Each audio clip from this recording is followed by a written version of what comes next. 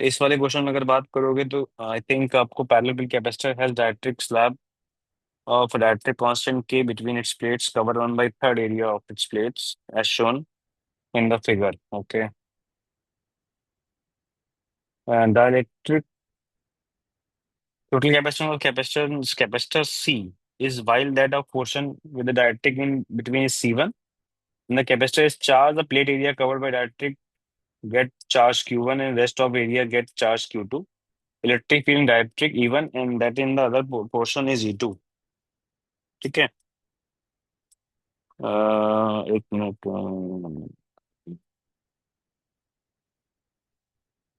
इसमें इसमें ये देख लेना था एक बार कि बैटरी कनेक्टेड है या नहीं है। अब पता नहीं इसका जरूरत पड़ेगा या नहीं पड़ेगा, ये भी देखना होगा।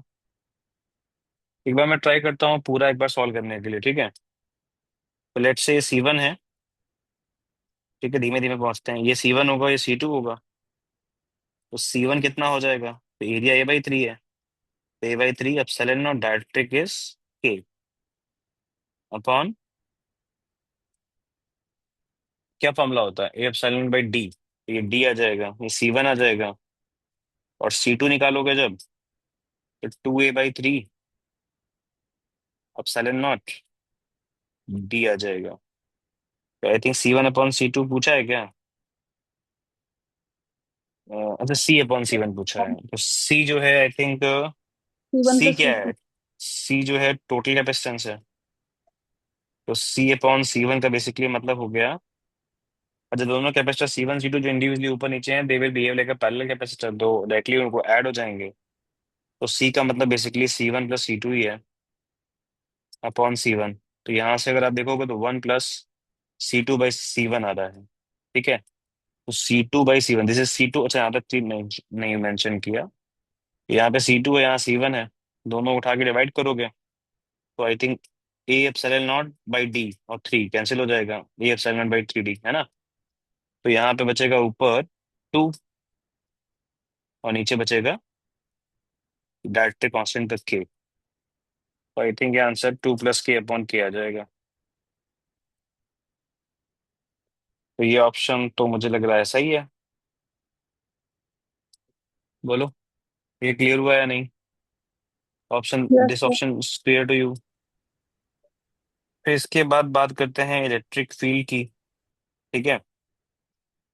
तो जैसे सेपरेशन डी है। अच्छा, अब मैंने एक क्वेश्चन पूछा था कि ये दोनों आपस में, मतलब ये जो सिस्टम दे रखा है बैटरी से कनेक्टेड है या नहीं है, ये एक बार चेक करना था।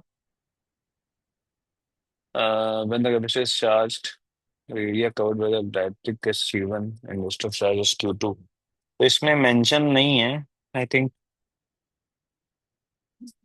कि डायरेक्ट्रिक से कनेक्टेड है या मतलब बैटरी से कनेक्टेड है या नहीं है। तो अगर सपोज करो मैं मानूं कि बैटरी से कनेक्टेड है, अगर बैटरी इज कनेक्टेड, तो पोटेंशियल डिफरेंस जो अक्रॉस द प्लेट्स होगा ऊपर नीचे दोनों में, वो V हो जाएगा। ठीक है, बोलो। तो ऊपर वाले के लिखोगे तो V = E1 × D। तो E1 तुम्हारा आ जाएगा V/D। V हो गया बैटरी का पोटेंशियल डिफरेंस। नीचे वाले क्लिक करोगे तो वो भी V आएगा, that is equal to E2D। यहाँ से E2 = V/D ये भी आएगा। तो यहाँ से तो मुझे दिख रहा है E1 E2 सेम हो जाएंगे, ये =1 आ जाएगा। ठीक है, बोलो, ये बात समझ में आई? हम्म। तो इस हिसाब से ये सोचा है मैंने। ठीक है। तो ऑप्शन पता नहीं क्या दिया है सही। अब अगर मैं सपोज करो ये मानो कि सही बैटरी है। कनेक्टेड, यही है। सपोज हम्म। करो बैटरी इज नॉट कनेक्टेड, वो भी चेक कर लेता हूँ एक बार। बैटरी जब कनेक्टेड नहीं है तो हमको पता है कि अ,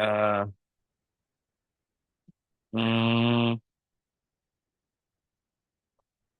अच्छा, Q1 और जो Q2 चार्ज गिवन है ये आपको फाइनल स्टेट के गिवन है, मतलब ऐसा नहीं है कि इनिशियल चार्ज जो है वो Q1 + Q2 था। इनिशियल का मतलब before before introducing the डायरेक्ट्रिक in between the plates, वो Q1 Q2 वो नहीं है। ठीक है। तो Q1 Q2 तो नए चार्जेस हैं, तो हमको एक तरीके से इनिशियल चार्ज तो पता भी नहीं है। ठीक है। अच्छा, अगर बैटरी कनेक्ट नहीं होती है ना तो चार्ज रिमेन कांस्टेंट होता है। if battery is not connected then charge remain constant, but in that question Q1 Q2 जो गिवन है वो तब के गिवन है जब डायरेक्ट्रिक इंट्रोड्यूस कर दिया है। Q1 अपर पोर्शन के लिए, Q2 ने लोअर पोर्शन के लिए चार्ज है। ठीक है। तो दोनों का सम जो होना चाहिए वो बिफोर इंसर्शन सेम होना चाहिए अगर बैटरी कनेक्टेड नहीं है। बट इसमें तो Q1 Q2 तो फाइनल चार्जेस बोल रखे हैं, तो बैटरी अगर, है ना, तो इसका मतलब चार्ज दोनों वाले पोर्शन में चेंज हुआ होगा, तभी इन्होंने वो वाला चार्ज दिया है जब इंट्रोड्यूस कर दिया है मीडियम को। ठीक है। तो अगर बैटरी कनेक्टेड नहीं होती बेटा, ठीक है, तो E1 जो होता वो पहले वाले का E/K हो जाता, और E2 जो होता वो E हो जाता, दोनों डिवाइड करते तो 1/K आता। लेकिन इसमें जो Q1 Q2 चार्जेस हैं, they are, it is given final charge. उसका मतलब ये है कि चार्ज चेंज हो गया है ना। ठीक है। इसका देखो इसमें मेंशन है ना, capacitor is charge the plate area covered by dielectric gets charge Q1। अब गेट्स चार्ज Q1 का मतलब डाइलेक्ट्रिक को इंट्रोड्यूस किया है तो चार्ज में Q1 आ गया, इसका मतलब बैटरी कनेक्टेड है। नहीं तो वो चार्ज में चेंजेस नहीं आते हैं जब बैटरी को डालते हैं। ठीक है। इसका मतलब चार्ज चेंज हो गया है। अंडरस्टूड? बोलो। Yes sir. और अगर मैं अच्छा चार्ज को देखूं, अगर मैं लेट्स से Q1/Q2, तो मैंने मान लो मान रहा हूँ ना बैटरी कनेक्टेड है, तो ये वाला केस तो नहीं हो रहा है फिर। ठीक है, this case is not applied here. ठीक है, तो ऐसा कर लेते हैं कि इसको मैंने लिख के क्रॉस कर दिया जिससे कि आपको समझ में आ जाए। ठीक है। और ये बैटरी कनेक्टेड वाले केस को कंटिन्यू कर लेते हैं। तो बैटरी कनेक्टेड वाले केस को अगर कंटिन्यू करोगे तो Q1/Q2 की जो वैल्यू आने वाली है वो आपकी आएगी C1V/C2V। वोल्टेज सेम ही होगा। बोलो, यहाँ तक क्लियर है? हाँ।